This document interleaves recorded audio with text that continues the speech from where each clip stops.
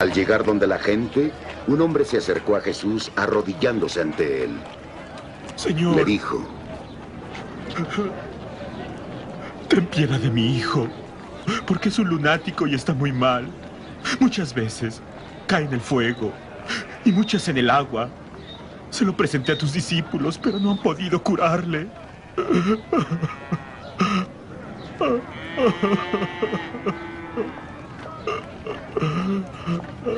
Ah, incrédula y perversa generación. Jesús respondió: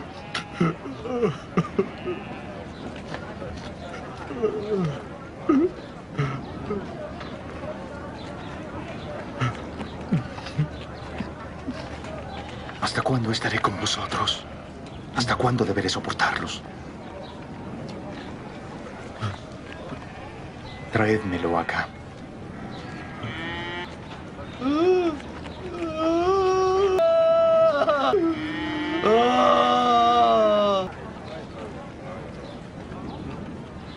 Jesús le increpó y el demonio salió de él y quedó sano desde aquel momento.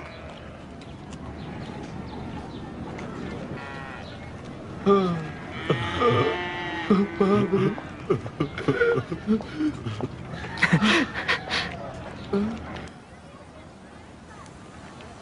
Los discípulos se acercaron a él en privado y le dijeron: ¿Por qué no pudimos expulsarle? Él respondió: Porque tenéis poca fe.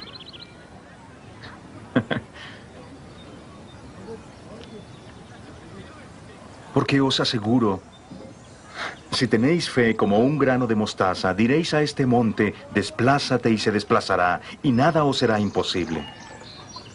Palabra del Señor, gloria a ti, Señor Jesús. Veamos qué sucede en el Evangelio de hoy, porque hoy el Señor nos habla de la fe. La fe, recordemos que no es un acto meramente del hombre. Primero que nada empieza siendo un regalo de Dios.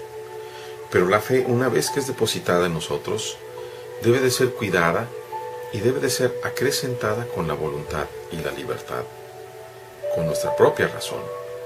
Porque ciertamente la fe no va en contra de la razón, sino que sobrepasa la razón. La escena se desarrolla cuando Jesús viene bajando del monte Tabor después de la transfiguración. Subió, recordemos, nada más con 3 de sus discípulos y los otros 9 se quedaron ahí. Y había llegado este hombre a llevarles a su hijo, aparentemente epiléptico, pero que en realidad tenía un demonio. Y los discípulos no habían podido expulsar al demonio, siendo esto que ya habían sido ungidos con poder para dominar a los demonios. El hombre se postra delante del Señor. Ten compasión de mi hijo. Le dan ataques terribles. Tus discípulos no lo han podido curar. El Señor exclama una palabra muy dura. Unas palabras: ¿hasta cuándo estaré con esta gente incrédula y perversa? Es fácil pensar únicamente en el hombre que le llevó al hijo enfermo. Él es el incrédulo, él es el perverso. Pero creo que sería un error, porque dejaríamos de ver, ciertamente no perversos, pero sí incrédulos hasta cierto punto, a los propios discípulos. Porque cuando le presentan al endemoniado, el Señor simplemente ordena al demonio que se salga y se va. Y cuando se quedan solos, los que habían intentado expulsarlo preguntan: ¿por qué nosotros no pudimos? Y la respuesta del Señor es muy directa: les falta fe. Si tuvieran fe al menos del tamaño de una semilla de mostaza, una fe pequeñita, así pequeñita, con eso bastaría para que nada fuera imposible. La fe, desde mi particular percepción, es el canal que hace factible la gracia de Dios. Precisamente porque Dios, y específicamente el Espíritu Santo, no violenta nuestra libertad. La fe es aquello que abre la posibilidad de la acción de Dios en nuestra vida y en los demás. recordemos precisamente la fe de aquellos 4 que llevaban al paralítico. Recordemos después, tiempo después de esta escena, la fe de Juan y Pedro con el paralítico de nacimiento. Recordemos la fe de Pablo con aquel joven que se había roto el cuello cayéndose del segundo piso y que Dios lo resucita. La fe de Pedro con la viuda que le es presentada precisamente muerta como bienhechora de una cantidad de mujeres, que Dios a través de su fe, de la fe de Pedro, resucita también. Sin embargo, nosotros, los discípulos, los apóstoles, requerimos de la fe para que a través de nuestra fe se logren precisamente las obras de Dios. En una sanación y sobre todo en una expulsión de un demonio. El dedo de Dios actuará a través de tu fe. En una intercesión para aquellos que son ateos, aquellos que no creen en Dios, aquellos que su fe es pequeña.